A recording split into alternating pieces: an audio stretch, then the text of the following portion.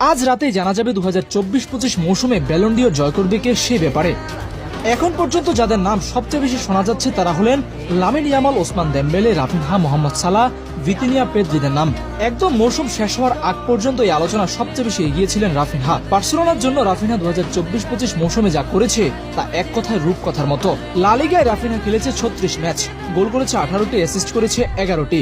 এল ক্লাসিকোতে Raphinha ছিলেন অনবদ্য, সর্বশেষ এল ক্লাসিকোতেও ছিল তার জোড়া গোল। স্পেনিশ সুপার কাপের ফাইনালেও রিয়াল মাদ্রিদের বিপক্ষে করেছে 2 গোল। এরপরে রিয়াল মাদ্রিদের ঘরে মাঠে গিয়ে যে বিরাট জয় নিয়ে এসেছিল বার্সেলোনা, সেখানেই ছিল রাফিনহার 1 গোল। অর্থাৎ বছর জুড়ে ভালো পারফর্ম করার পাশাপাশি লা লিগা এবং স্পেনিশ সুপার কাপে রাফিনহা ছিলেন উজ্জ্বল। শুধু লা লিগা নয়, চ্যাম্পিয়ন্স লিগে রাফিনহা খেলেছে 14 ম্যাচ, 14 ম্যাচে করেছে 13টি গোল, 9টি অ্যাসিস্ট। সব মিলিয়ে এই সিজনে রাফিনহা 34 গোলের পাশাপাশি করেছে 25 অ্যাসিস্ট, যা এই সিজনে বার্সেলোনার হয়ে সবচেয়ে বেশি। কিন্তু তবুও এখন শোনা যাচ্ছে রাফিনহা ব্যালন ডিওরের জন্য যোগ্য নয়।